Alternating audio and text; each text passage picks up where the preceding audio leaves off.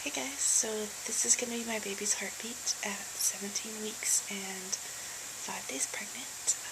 It's changed a lot in the past couple of weeks. It used to be around 160 beats per minute, and now it's, if I'm not incorrect, it should be down around 140 beats per minute. So yeah, here you go.